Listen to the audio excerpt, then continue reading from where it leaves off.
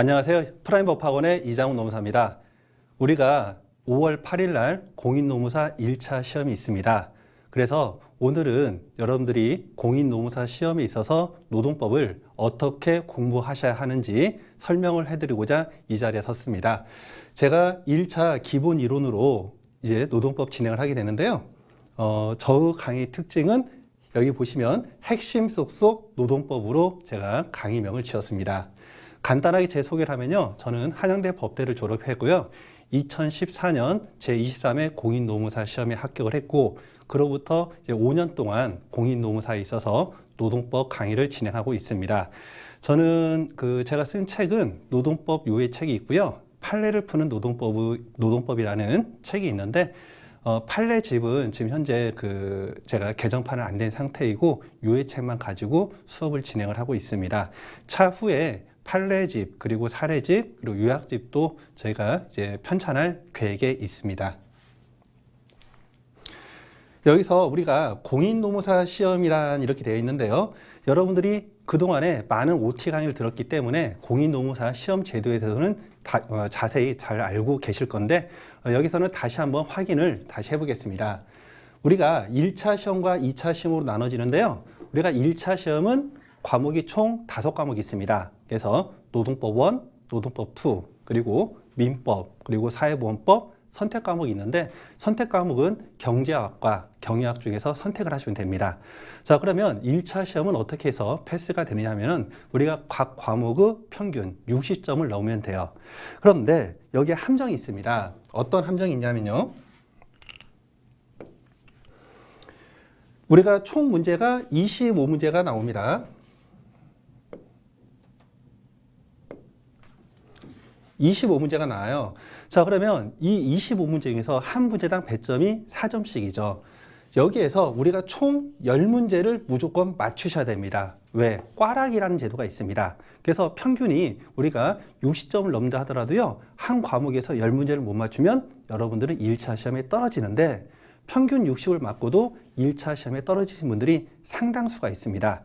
우리가 그래서 1차 시험은요, 평균 60만 넘으면 합격을 하기 때문에 전략적으로 공부를 하셔야 돼요.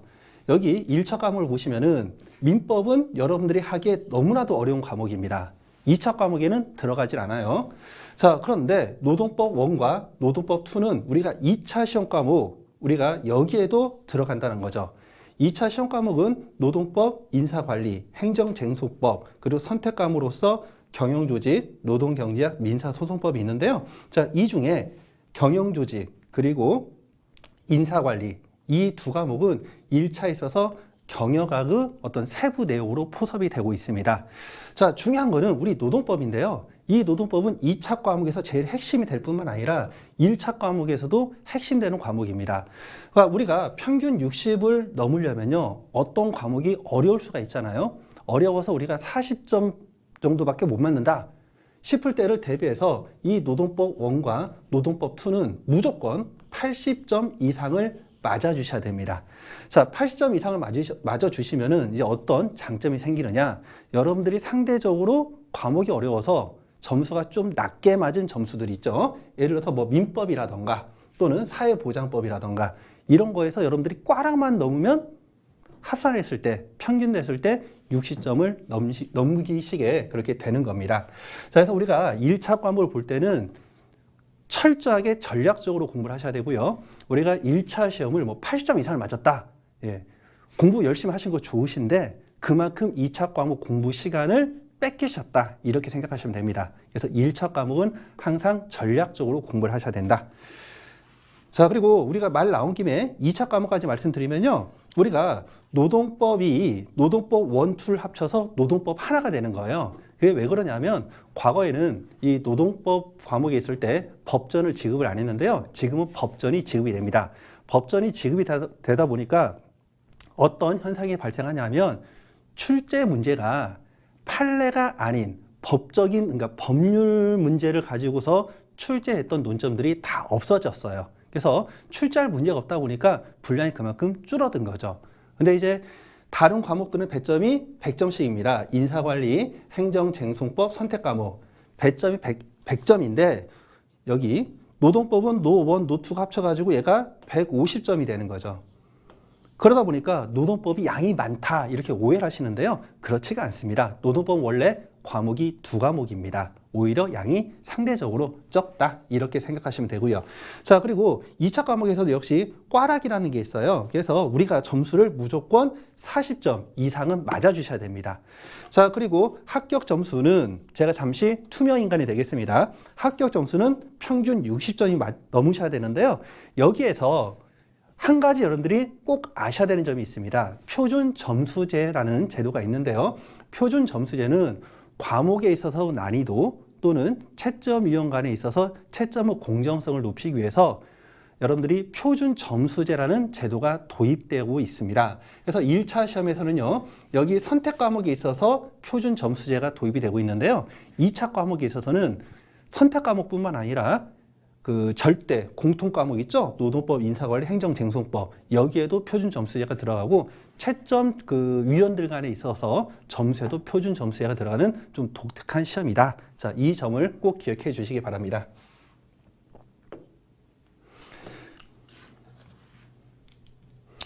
그래서 노동법 1차 그 기출 특징들을 좀 살펴보면요. 자, 첫 번째 법령 중심으로 출제가 되고 있어요. 법령 중심. 그리고 이제 우리가 여러분들이 올해 시험을 보면요. 이제 총 30회 시험을 보고 있습니다. 30회. 그래서 우리가 30회 동안 그동안 나왔던 문제들이 많이 겹치는 거죠. 왜? 법령 중심으로 나오니까. 판례도 나오긴 합니다. 우리가 노동법은 판례가 제일 중요하다 하는데요. 이 판례가 중요하다는 2차 시험에서 그렇고요. 1차 시험에서는 사실 판례 몰라도 합격을 합니다. 그 부분은 제가 조금 이따 설명을 해드리도록 할게요. 그래서 법령 중심인데 이 법령이 매번 바뀌는 게 아니에요. 법령은 기본적인 체제의 골격 체제를 가지고 있기 때문에 어떻게 문제은행이 만들어질 수밖에 없다는 거죠. 그래서 여러분들이 1차만 공부를 한다면 어떻게 이 기출문제 지문만 여러분들이 달달남게 하셔도 충분히 1차는 합격을 하십니다. 자, 그래서 1차 공부를 하시면서요, 우리가 판례만 판다. 그럼 이분들은 이제 어떻게? 시험에 떨어지게 됩니다. 1차는 철저하게 법령 중심으로 출제가 된다.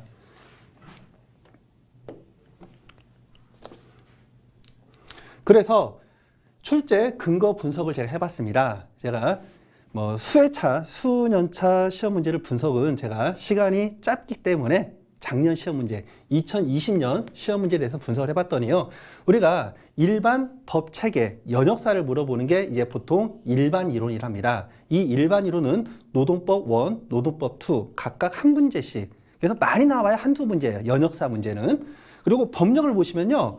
법령에서 19문제, 20문제입니다. 거의 20문제 내외를 법령에서만 출제가 된다는 거죠. 순수하게 법령에서. 그럼 20문제를 맞았다. 그럼 여러분들 몇 점이죠? 20개를 맞았다면 80점이죠. 80점. 그래서 여러분들이 혹시라도 직장을 다니시거나 또는 공부 시간이 없거나 또는 요즘에는 이제 그 여성분들도 이 시험을 많이 보시고 있거든요. 그래서 그 육아하시는 여성분들도 많이 시험을 보시는데 시간이 진짜 없다. 근데 1차는 나는 좀 올인을 하고 싶다 하면 과감하게 판례는 버리고 순수하게 법령만 공부를 하셔도 80점은 맞을 수가 있다. 이 점을 여러분들이 알고 계시고요. 자, 순수하게 판례 문제만 나오는 거는 노1, 노2 각각 한 문제씩입니다. 자, 그리고 판례와 법령을 섞는 거죠.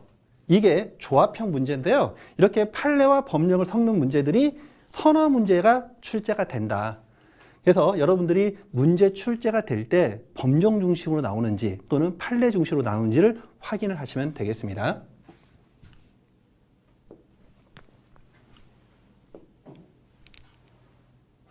그래서 출제 영역 분석을 제가 그 노동법 전체 과목에 대해서 확인을 해봤더니요. 이제 우리가 노동법 1은요, 여러분들이 회사에 다녔을 때, 회사에 입사해서 퇴사할 때까지 나오는 제반 법률 관계를 다루는 법이 근로기준법을 중심으로 한 노동법 1입니다. 그리고 노동법 2는요, 이제 특히 노동조합에 관련된 법률 관계입니다. 자, 그래서 근로조건 향상을 위해서 근로자들이 단체를 결성하면 이걸 노동조합이라는데요. 이 노동조합이 단결권을 행사해서 단체를 만들고 근로조건 향상을 위해서 단체 교섭을 하는데 교섭 과정에서 이 사용자 측과 의견이 합치가 안 될 수가 있어요. 그때 이제 실력 행사를 하기 위해서 단체 행동을 하게 되고요. 자, 단체 행동을 하지 않고 평화적으로 뭔가 합의가 이루어졌다. 자, 우리 그리고 실력 행사를 해서 합의가 이루어졌다. 그러면 그 합의 산물이 단체 협약이 되는 겁니다. 그런데 사용자가 이렇게 근로자 측의 노동 상권을 저해하는 행위를 할 수가 있겠죠. 그래서 이 정당한 노동 활동을 하는 것을 방해하는 사용자 행위를 우리가 부당한 노동행위다 해서 부당 노동행위라고 합니다. 그래서 이 노동법 원의 과정은요, 첫 번째 총론 파트는 그냥 법제사 일반적인 내용이고요.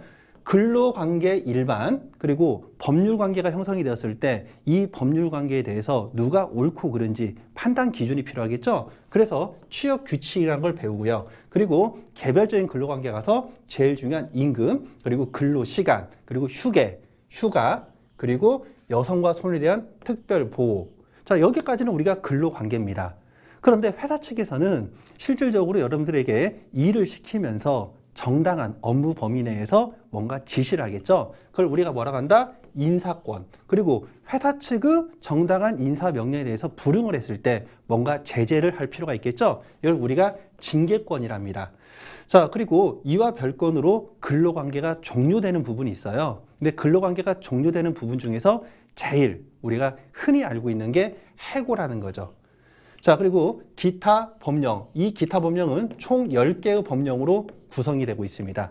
여기까지가 노원 체계인데요. 제일 중요한 부분은 여기에요. 기타 법령에서 각 한 문제씩 총 10문제가 나옵니다. 총 10문제. 자, 그러면 이 기타 법령을 포기하고 근로기준법 파트만 봤다. 그러면 평균 80점을 맞기가 쉽지가 않아요. 그래서 내용들을 보시면 근로계약 관계에서 4문제, 취업규칙에서 1문제, 임금 2문제, 근로시간 1문제, 연차휴가 1문제, 여성소년 보호 2문제, 인사징계 1문제, 해고 1문제입니다. 특히 인사징계, 해고 이쪽은요 거의 판례로만 이루어져 있고 법령은 극히 몇 조는 안 됩니다. 자, 그러면 여기 보시면은 근로기준법에서는 전체 법 체계에 대해서 골고루 한두 문제씩 이렇게 찔끔찔끔 나온다는 거죠. 그래서 우리가 2차 위주로 공부를 하실 때 노동법 원만큼은 반드시 이 특별법 규정을 반드시 정리를 할 필요가 있습니다. 자, 그리고 노2를 보시면요. 노2는 총론 파트에서 2문제, 그리고 노동조합, 즉 단결권 파트에서 4개, 단체 교섭에서 4개, 단체 협약에서 1, 그리고 조정에서 4개. 조정이 많이 나오죠? 조정 파트는요, 우리가 판례가 많이 없어요. 조정 파트는 거의 순수하게 법령 문제가 나온다고 생각하시면 되고, 기타 재임용에 관련된 문제, 그리고 부당 노동에 관련된 문제가 나오고요. 이 노2에서는 특별법 내용이 여기 좀 잘 안 보이시죠? 이 특별법이 4개가 있어요. 이 4개 법률이 뭐냐 하면은 공무원노조법, 교원노조법, 그리고 노동위원회법, 그리고 말을 줄여서 근참법이랍니다. 근로자 참여 및 협력 증진에 관한 법률에 해서 이 4가지에서 각각 한 문제씩이 나와요. 자, 이렇게 해서 여러분들이 노1과 노2 법 체계가 어떻게 되었는지를 확인을 한번 해봤고요. 자, 이제 여러분들이 조금 관심 가져야 되는 부분입니다. 그럼 도대체 문제가 어떤 유형으로 출제가 되는가? 그래서 제가 이제 출제 유형을 분석을 해봤습니다. 그랬더니 우리가 객관식 보기 선다가 5개죠. 오지선다입니다. 그래서 다음 중 맞는 것은 무엇인가? 이렇게 물어보는 게 노원 노트 비슷합니다. 각각 3문제씩 출제가 됩니다. 그리고 이제 반대죠. 다음 중 틀린 것은 무엇인가? 오답형을 묻는 문제가 거의 대부분입니다. 20문제 내외가 출제가 되고 있고요. 자, 그리고 이제 선택형 문제죠. 제가 곧 투명 인간이 됩니다. 자, 선택형 문제. 모듈형 문제가 3문제씩, 2-3문제씩 출제가 되고 있고요. 그리고 이제 추리형 문제, 사고형 문제는 뭐냐 하면은 여러분들이 알고 있는 판례, 그리고 법률 규정을 가지고서 뭔가 유출을 하는 문제입니다. 그런 문제들이 한 문제씩 출제가 되고 있습니다. 그러면 여러분들 보시면 1차 시험은 되게 쉽겠죠. 선택형이나 추리형 이런 문제들을 포기한다 하더라도 그냥 단답형, 정답, 그리고 오답만 찾는 문제들로만 20문제 넘게 출제가 되니까 1차 시험은 그렇게 어려운 게 아니에요. 그래서 제가 실제 작년 시험 문제를 몇 문제 제가 샘플로 들고 왔습니다. 같이 한번 풀어보도록 할게요. 자, 첫 번째는요, 정답형, 그러면서 조합형 문제죠. 제가 이 조합형 문제는 뭐라고 표현했었죠? 이거는 법률 규정하고 법령하고 그리고 판례가 예문으로 섞인 문제를 의미합니다. 그래서 이런 문제가 25개 중에서 노원, 노트 각각 한 서너 문제가 출제가 됩니다.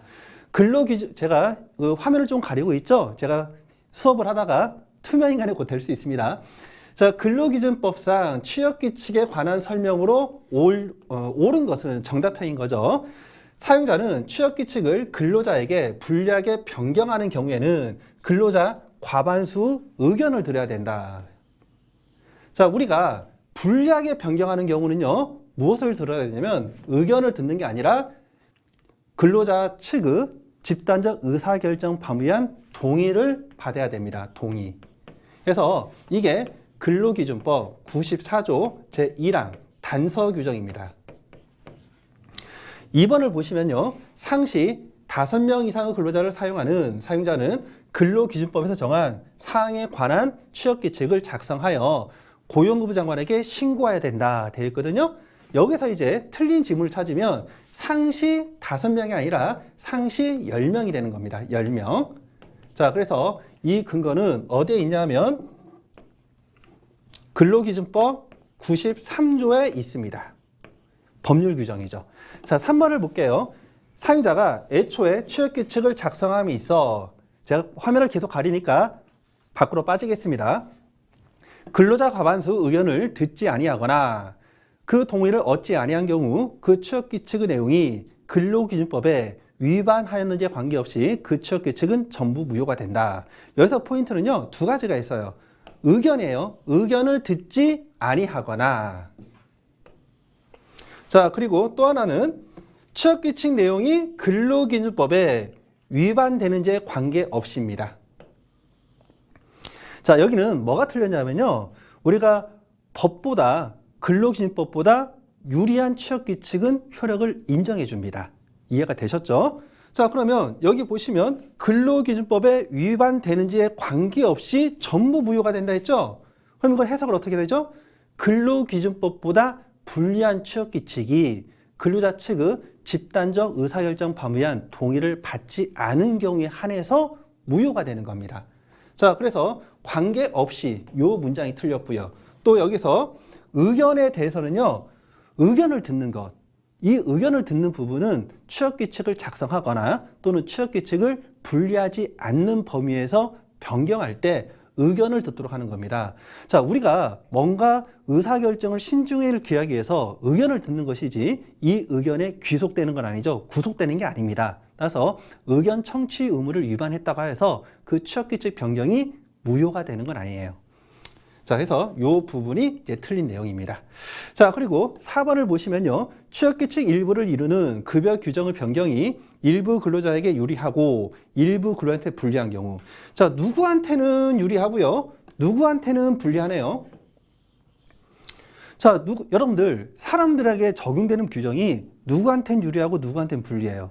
자, 이런 경우에 이걸 유리하다고 봐요, 불리하다고 봐요? 판단할 수가 없는 거예요. 그럼 모르겠다. 유리한지 불리한지 나는 모르겠어. 그럼 어떻게?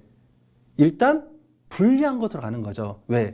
불리한 것으로 갔을 때 그 변경 절차에 있어서 근로자 보호 규정이 적용되기 때문입니다. 그래서 이러한 경우에는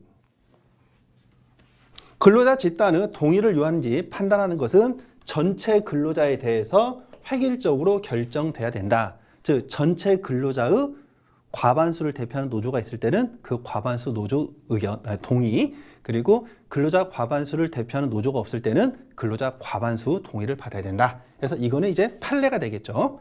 4번은 판례입니다. 자, 그리고 5번을 보시면요, 근로자의 집단적 의사결정 방법에 의한 동의 없이 이루어진 취업규칙의 변경은 그 변경 후에 취업한 근로자에 대해서는 효력이 없다. 그런데요, 자, 효력이 이거는 있는 겁니다. 그래서 이거는 판례예요. 자, 우리가 집단적 근로자 측의 집단적 의사결정 범위에 의한 동의를 받지 않아서 취업규칙을 변경했어요. 그 취업규칙을 신취업규칙으로 변경을 했는데 절차 위반으로 변경 효력이 인정되지 않는다 하더라도 이 변경된 그 취업규칙에 대해서 이러한 취업규칙이 있구나 이걸 확인하고 들어온 신규 입사자에 대해서는 변경된 취업규칙이 적용된다는 게 판례의 입장입니다. 이걸 우리가 상대적 무효설이라고 합니다. 그래서 이 문제를 보시면요, 법률 규정하고 판례 OX 어떤 키워드 이게 묶여서 나오는 문제라는 거죠. 자, 다음 넘어갈게요. 다음은 오답형 문제고요. 역시 조합형 문제입니다. 자, 근로기준법상 해고에 관한 설명으로 옳지 않은 것은 되어 있죠. 옳지 않은 것은. 그래서 부당해고 등의 구제 신청은 부당해고 등이 있었던 날로부터 3개월 이내에 하여야 한다. 이렇게 되어 있죠. 보통 이걸 틀린 지문하면 이 계열사가 틀려요. 근데 이거는 맞는 지문입니다. 자, 이거는 근로기준법 28조 제2항이 있습니다. 그리고 2번을 보시면요. 사용자의 근로자에 대한 해고가 무효로 판단되는 경우에는 그 해고가 곧바로 불법 행위를 구성한다. 해고가 곧바로 불법 행위를 구성한다. 이렇게 돼 있는데요. 우리가 불법 행위를 구성하게 되면 상대방에 대해서 손해배상 청구를 할 수가 있습니다. 그런데 우리가 사용자가 근로자에서 근로관계를 종료시키는 일방적인 의사표시를 할 때 법률가처럼 이걸 정확히 할 수가 있을까요? 그렇지 못하다라는 거죠. 실수할 수가 있다라는 겁니다. 그래서 이러한 경우에 단순히 해고가 부당하다고 인정되는 사실 하나만으로 불법행위 책임까지는 묻지를 않고요. 그냥 부당해고 효과로서 원직에 복직이 되고 부당해고 기간 동안에 사용자로부터 회사를 다녔다면 받을 수 있었던 돈만 소급해서 받을 수가 있죠. 이걸 우리가 임금의 소급지급이라 합니다. 자, 그래서 이 부분은 이제 판례 내용이 되는 거고요. 3번을 보시면은 사용자가 해고 사유 등을 서면으로 통지할 때에는 근로자 처지에서 해고 사유가 무엇인지를 구체적으로 알 수 있어야 된다 되어 있는데요. 이거는 만든 지문입니다. 판례 내용이에요. 자, 이 내용은 뭐냐 하면 우리가 근로기준법 27조를 보시면요. 해고를 할 때는 반드시 서면으로 해고 시기, 해고 사유를 구체적으로 명시해서 서면으로 통지해야 된다는 법률 규정이 있는데 그 법률 규정을 좀 더 자세하게 설명한 판례 내용입니다. 자, 4번을 보시면요. 노동위원회는 최초 구제 명령을 한 날을 기준으로 매년 2회의 범위 내에서 구제 명령이 이행될 때까지 반복하여 최대 2년간 이행 강제금을 부과할 수 있다 되어 있는데요. 해당 내용은 부당해고 구제 신청에 대해서 노동위원회가 구제 명령을 내렸는데 사용자가 이를 불복하면서 계속 시간을 끌면 부당해고된 근로자가 경제적으로나 또는 신분상 불안정한 위치에 처할 수 있겠죠. 그래서 노동위원회가 내린 판단을 사용자가 받아들이도록 우리가 간접적으로 제재를 가하는 겁니다. 자, 그래서 일종의 과태료 같은 걸 부과한다고 생각하시면 돼요. 우리 명령을 따르지 않으면 돈 내라. 그게 이행강제금 제도입니다. 그래서 이행강제금 제도는요. 근로기준법 33조 제1항에 있는 내용입니다. 5번을 보시면요. 노동위원회는 해고에 대한 구제 명령을 한 때 근로자가 원직을 원하지 아니하면 원직 복직 대신 근로자가 해고 기간 동안 근로를 제공받았더라면 받을 수 있었던 임금 상당액 이상의 금품을 근로자에게 지급하도록 명할 수가 있다 하는데요. 해당 제도를 우리가 금전배상 제도라 합니다. 그래서 이거는 부당해고 효과로서 법령이 있는 내용이죠. 그래서 해당 조항은 우리가 근로기준법 30조 제3항에 있는 내용입니다. 자, 그래서 여기 보시면 오답형 문제도요. 결과서는 법률이 중심이고 그리고 판례가 나온다 하더라도 이 판례의 내용이 장황하게 근거를 따지지 않고 주로 결론 측면에서 옳고 그른 거를 찾는 내용들로 단순하게 출제가 되고 있습니다. 자, 다음은 선택형 법령 문제입니다. 해당 문제들이 이제 오답률이 좀 많죠. 그래서 보시면은 법령에 규정된 내용으로 옳지 않은 것을 모두 고르래요. 그냥 단답형으로 한 지문이 옳고 그른 걸 찾는 게 아니라 옳고 그른 지문들이 몇 개 있는지를 뽑는 거죠. 그러니까 조금 난이도가 조금 올라갑니다. 자, 기억을 보시면요. 이 법에서 정하는 근로조건은 최저 기준이므로 근로관계 당사자는 이 기준을 이유로 근로관계를 낮출 수가 없다 되어 있는데 이거는 근로기준법 제3조 내용입니다. 자, 다음 사용자는 근로자에 대해서 국적, 신앙 또는 사회적 신분을 이유로 근로조건에 대한 차별적 처우를 하지 못한다. 역시 근로기준법 제6조 균등처우에 관련된 내용이고요. 디귿번 사용자는 근로자를 폭행한 경우 피해자의 명시적인 의사와 다르게 공소를 제기할 수 없다 되어 있는데요. 우리가 폭행 금지에 관련된 규정은 근로기준법 제8조입니다. 폭행하여서는 안 된다. 폭행 금지 규정이에요. 그러면 요 내용이 있죠. 피해자의 명시적인 의사에 다르게 공소를 제기할 수 없다. 요 부분. 이 부분은 없어요. 법 규정에. 법 규정이 없습니다. 우리가 일반적으로요. 여러분들 뉴스를 보시면 뭐 쌍방폭행인데 처벌하지 않고 그냥 풀려나는 경우가 있죠.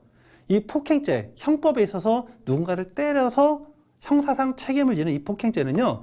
상대방의 의사에 반하여서 처벌할 수가 없습니다. 그런데 이 근로관계에 있어서 적용되는 근로기준법은요. 이 형법에 대한 약간의 특별법 규정, 특별한 그 법 내용으로 여러분들이 이해하시면 됩니다. 그래서 이 근로관계에 있어서는 보통 일반적으로 근로자가 사용자에게 종속적인 관계가 인정이 됩니다. 그래서 근로자 보호를 위해서 일반적인 형법과는 다르게 피해자의 명시적인 의사와 다르더라도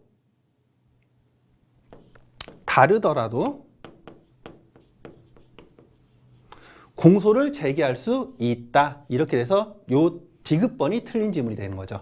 자, 그리고 리을번 누구든지 법률에 따르지 아니하고는 영리로 다른 사람의 취업에 개입하거나 중간인으로서 이익을 취득하지 못한다 되어 있는데요. 이것도 근로기준법 제9조 내용입니다. 단순한 법조문이죠. 자, 그러면 옳은 것을 모두 고르시오 하니까 어떻게? 답은 기역, 니은, 리을 해서 최종적으로 답은 어디 있나요? 예, 3번에 있겠네요. 3번. 이렇게 찾으시면 되는 겁니다. 다음 문제 볼게요. 자, 이게 이제 추리형 문제인데요. 이 추리형 문제가 여러분들의 사고력을 고차원적으로 요구하느냐? 그렇지 않습니다. 그냥 단순한 내용을 조금만, 그러니까 우리가 단순하게 OX, 눈으로 바르는 문제가 아니라 여러분들이 조금, 정말 조금 생각할 수 있는 문제. 이게 많이 나오냐? 그렇지 않습니다. 딱 한 문제 나옵니다. 자, 보시면 상시 근로자 100명을 고용하고 있는 사업장에는 갑을병정 노동조합이 총 4개가 나오네요. 갑을병정 노동조합이 설립되어 있으며 자, 구성원 수가 나오네. 각 26명, 15명, 14명, 5명이 있습니다. 이 조합원들이 가입되어 있다. 그런데 이 정노동조합을 글자가 조금 안 보입니다. 죄송합니다. 정노동조합을 제외한 갑을병 3개의 노동조합이 교섭창구 단일화 절차에 참여를 하였다. 사용자가 교섭창구 단일화 절차를 거치지 아니하기로 별도로 동의하지 아니한 상황에서 자, 자율적으로 교섭대표 노동조합을 결정하는 기간 내에 그 결정이 이루어지지 못한 경우 교섭대표 노동조합이 될 수 없는 것은 이렇게 돼 있죠. 자, 우리가 관련 법 규정은요. 내용이 어디냐면 노동조합 및 노동관계 조정법인데 우리가 보통 줄여서 노조법이랍니다. 노조법 제29조의 2 제3항이 있습니다. 3항이 있는데 일단 절차적인 내용을 간단히 말씀드리면요. 회사 내에서 이제 단체 협약을 체결하는 이유는요. 근로조건을 향상시키기 위한 겁니다. 그런데 그 회사 측에 있는 여기 보시면 요거를 A군, 요거를 B군, 요거를 C군, 요거를 D군이라 해보겠습니다. 해서 각 근로자들이 A군, B군, C군, D군에 모여 있어요. 지금 여기대로 하면 갑을병정 노동조합이 있는 거죠. 근데 소속된 노동조합에 따라 가지고 똑같이 일했음에도 불구하고 임금이라던가 제반 근로조건이 달라지면 이게 말이 될까요? 말이 안 된다라는 거죠. 자, 이거는 우리가 좀 전에 배웠던 근로기준법 제6조 균등처우에도 반할 수가 있습니다. 똑같이 일하는 근로자인데, 똑같이 일하는 노동자인데 소속된 노동조합이 어느냐에 따라 가지고 근로조건, 특히 임금 등에서 차별이 발생한다면 이거는 문제가 있는 거죠. 그래서 이 노조법에서는 단체 교섭을 할 때는 이 사업장에 적용되는 그 단체 협약, 이 내용들을 통일적으로 적용하기 위해서 창구를 하나만 정하도록 하는 게 원칙입니다. 그래서 첫 번째 단계는요, 노동조합 측이 자율적으로 대표 하나를 뽑도록 하는 것, 이걸 우리가 자율적 교섭 대표라고 하고요. 자율적으로 교섭 대표 노동조합이 정해지지 않으면 이제는 어떻게? 우리나라는 민주주의잖아요. 민주주의 하면 떠오르는 거 뭐 있죠? 과반수죠. 그래서 과반수 노동조합이 교섭 대표 노동조합이 됩니다. 자, 이게 안 될 경우에는 참고로 기억하세요. 공동교섭 대표단이라는 제도가 있습니다. 근데 여기서는 이 두 번째, 과반수 노동조합이 누가 되느냐를 물어보는 거죠. 그 조문이 노조법 29조 2 제3항에 있습니다.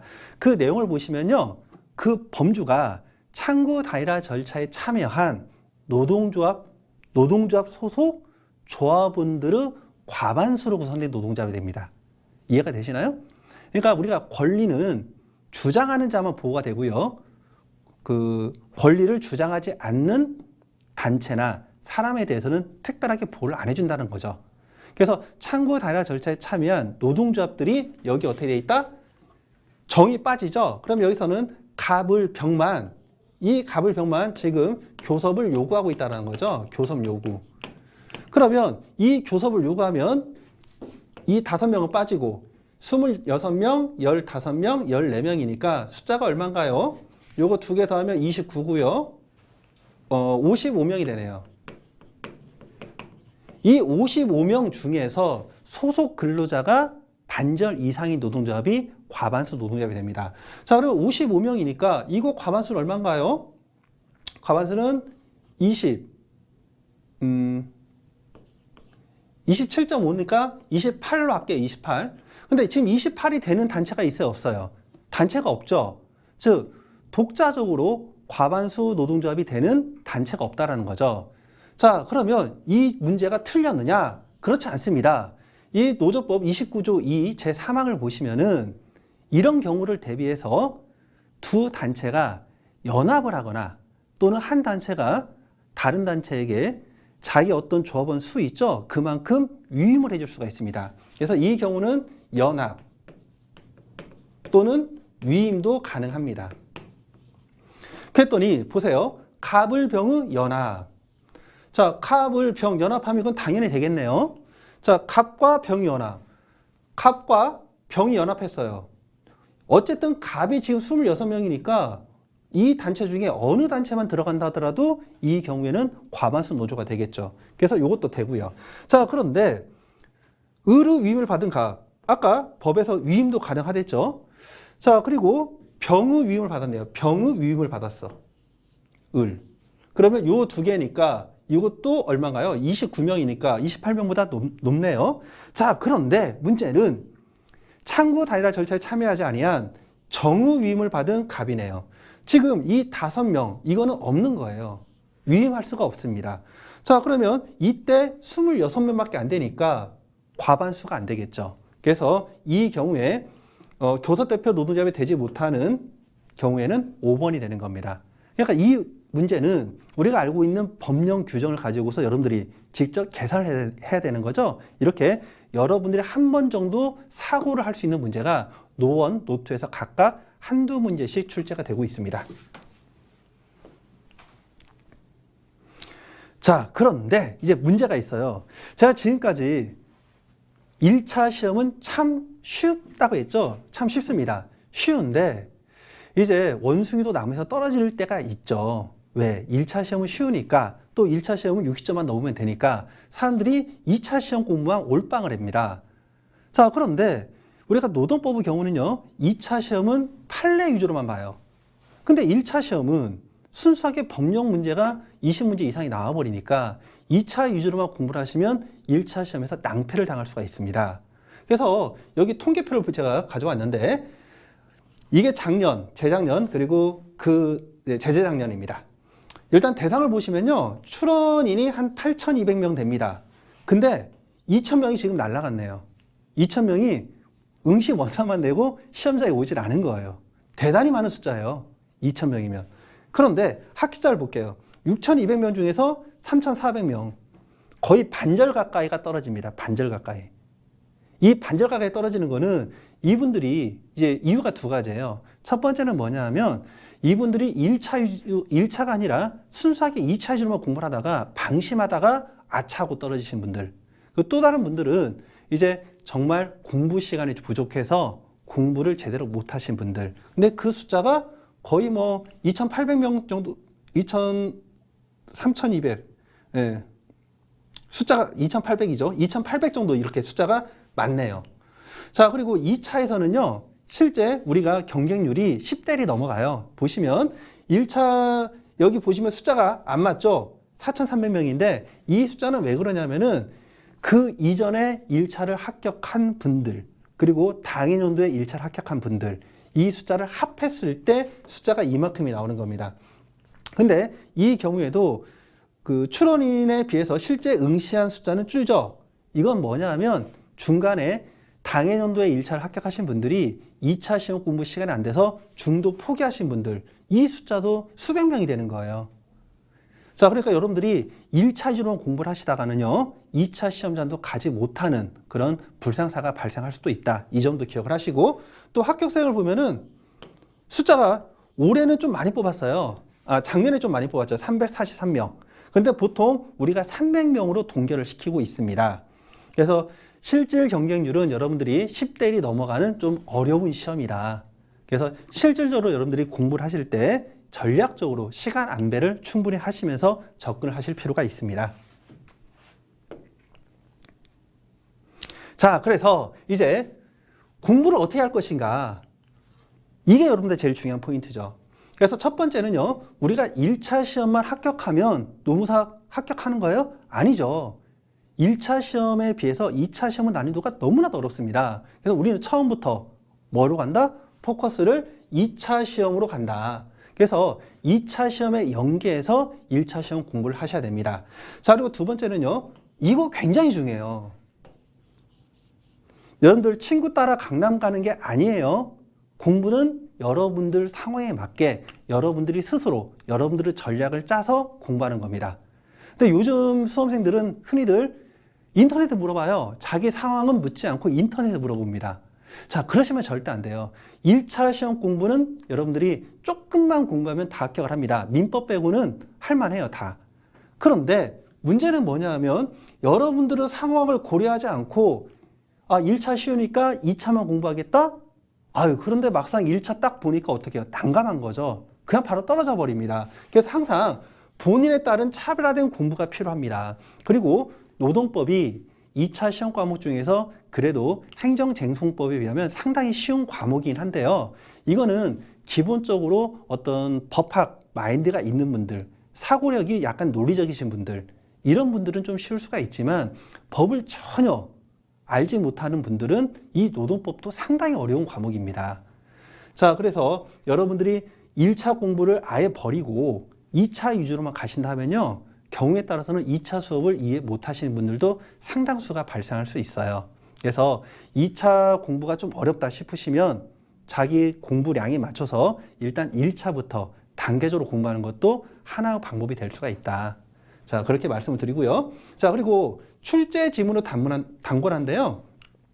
우리가 1차 시험에 있어서 객관식 시험인데요. 과거 이제 사법고시가 있을 때는 그 2차 시험 경쟁률을 맞추기 위해서 어려운 문제들 냅니다.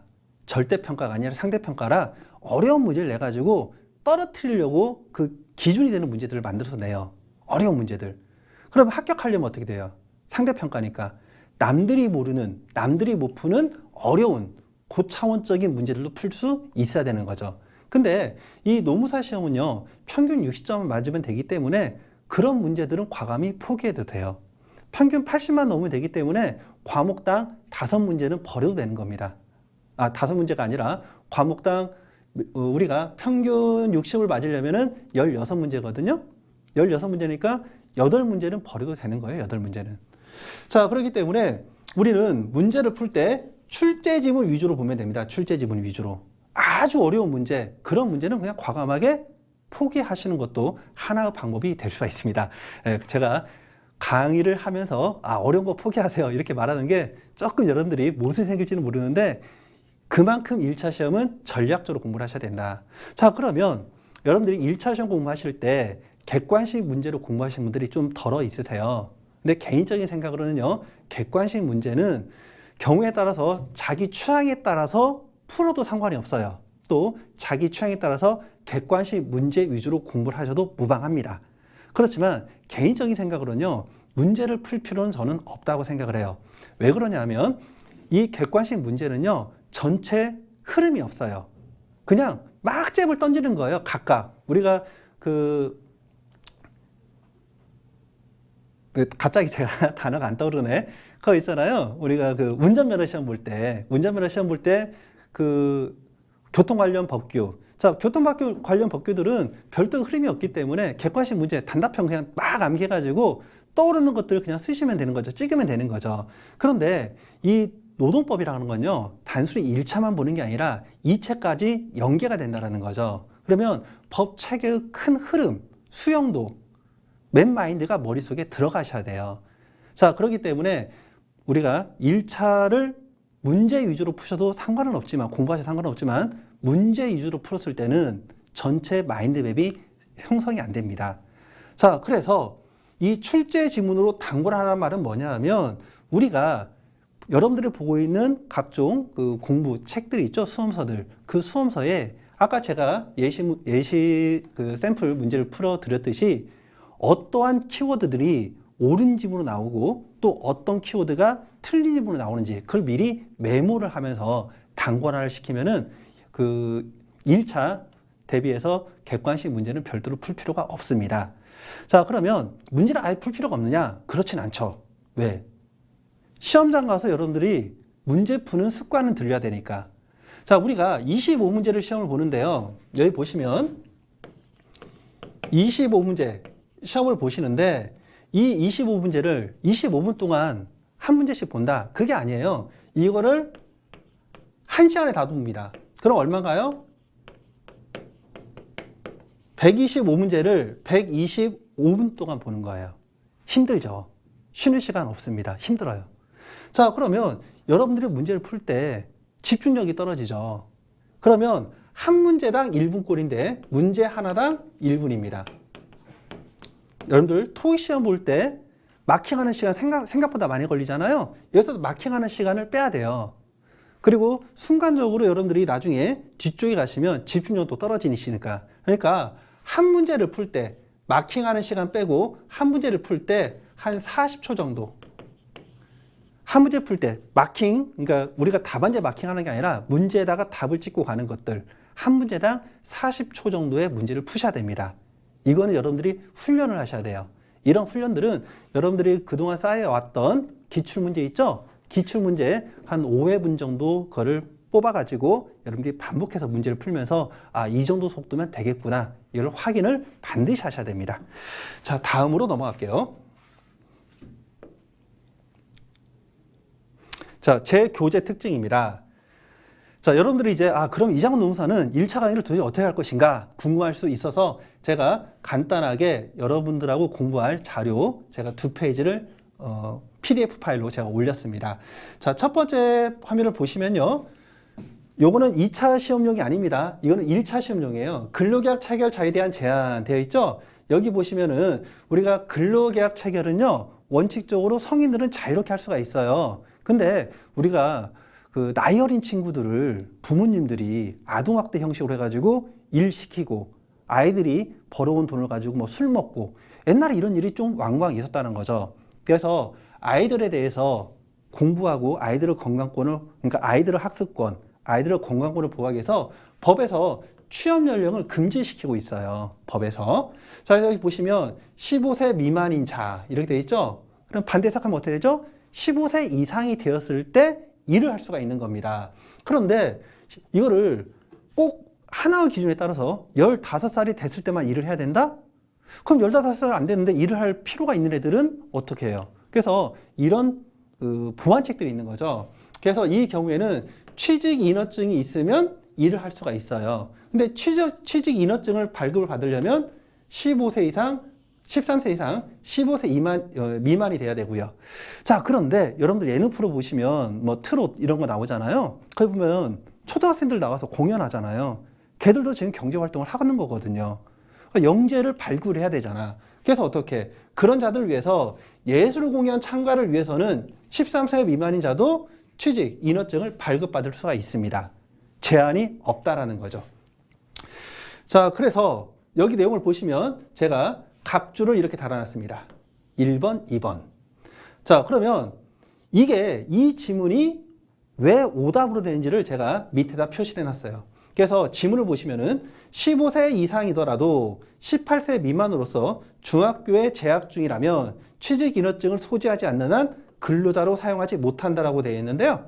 자, 지금 여기서 우리가 원칙적인 규정은 15세 이상이 돼야 일을 할 수 있지만 중학생의 경우에는요, 우리가 일을 못해요. 그래서 이 가로 내용을 보시면 중학교에 재학 중인 18세 미만인 자도 우리가 취업을 못하도록 되어 있는 거죠. 자, 그러니까 이 지문은 맞는 지문이 되는 거고요. 자, 2번을 보시면은 지금 취직인허증을 누가 발급한다고 했었죠? 고용노동부 장관이 발급한다고 되어 있습니다. 근데 이거를 우리가 아까 봤던 정답형 지문, 오답형 지문 나올 때 노동위원회 장관이 발급한 취직인허증을 지닌 자, 이렇게 지문이 뜬다는 거죠. 그럼 이거는 OX, X. 그래서 이런 것들을 저는 이제 미리 여러분들이 공부를 하시는 지문 안에 OX 키워드를 미리 같이 문제를 푼다라는 거죠. 그럼 여러분들이 별도로 모의고사 문제를 풀 필요가 없습니다. 자, 물론 이렇게 공부를 하는 게 조금 번거로우신 분들을 위해서 제가 다시 이 강의가 끝나고 나서 문제풀이반을 운영을 하긴 할 건데 실질적으로 이런 과정에서 문제풀이까지 병행이 된다는 점 참고하시면 될 것 같아요. 자, 그리고 이제 다음 페이지 가시면 이거는 취업규칙 불이익 변경에 관련된 내용인데요. 다 판례입니다. 요거는 다 판례. 여기서는 요 내용들은 다 법령이에요. 이 법은 1차용 공부고요. 이 판례는 2차용 공부입니다. 근데 이 판례 내용을 저는 1차 책에도 넣어놓습니다. 왜 넣느냐면은 순수하게 1차 위주로만 공부를 하시면 여러분들이 2차 공부하고는요, 완전히 이게 괴리감이 있어요. 자, 제가 그래서 뭐 다른 책에 대해서 디스성 발언일 것 같아서 조금 조심스러운데요. 여러분들이 흔히 많이 보고 있는 에센스 노동법이 있어요. 에센스 노동법이 1차만 공부하기에는 대단히 좋은 과목인 책인데 2차랑 같이 병행하기에는 단절이 되어 있어요. 그래서 1차는 여러분들이 에센스 책을 제일 많이 봅니다. 그리고 그 책도 정말 좋습니다. 그런데 그 책의 단점은 우리가 앞에 그 1차 관련된 지문이 나오고 중간에 OX 문제가 나오고 또 마지막에 오지선다의 객관식 문제가 있어요. 주로 기출문제 위주로 되어 있죠. 그래서 좀 양이 과해요. 에센스 책은. 그렇게 해서 시간을 좀 많이 잡아먹는 그런 불합리점이 있고 또 2차와 관련돼 가지고 판례 내용이 아예 없어요. 거의. 그래서 2차 공부로 여러분들이 연계해서 공부를 하시려면은 에센스 책은 조금 지양하시는 게 좋을 것 같습니다. 그래서 제 책을 보시면은 제 책에는 순수하게 1차 내용으로만 적용되는 게 아니라 우리가 회차가 14회차죠. 14회차이기 때문에 여러분들이 2차 위주로만 공부를 하시면 우리가 2차 커리를 따라가시면 돼요. 2차 커리에서도 어느 정도 1차 커리를 제가 보완을 해주고 있고 또 2차 커리를 제대로 소화를 시키면 마지막에 제가 이제 마무리 특강을 할 겁니다. 한 4회에서 6회 정도 마무리 특강을 할 텐데 그 특강만 가지고도 노동법은 우리가 8점 이상을 맞을 수가 있어요. 근데 그게 어려우신 분들은 우리가 이 커리에 따라 가지고 수업을 들으시면 되는데 이게 1.5차 정도 수준이라 생각하시면 돼요. 제 1차 커리는 순수하게 1차생들을 위한 게 아니라 2차와도 연계가 되어서 1.5차 정도 난이도로 수업을 진행을 한다. 그리고 2차에서 필요한 판례들도 소개를 시켜드리고 그러한 판례들의 중요성, 암기도 시켜드리고 있습니다. 자, 그렇게 여러분들이 기억하시면 될 것 같아요. 자, 그래서 제 강의 특징 다시 한번 나오고 있는데요. 체계적인 이해를 통한 리걸 마인드 형성인데요.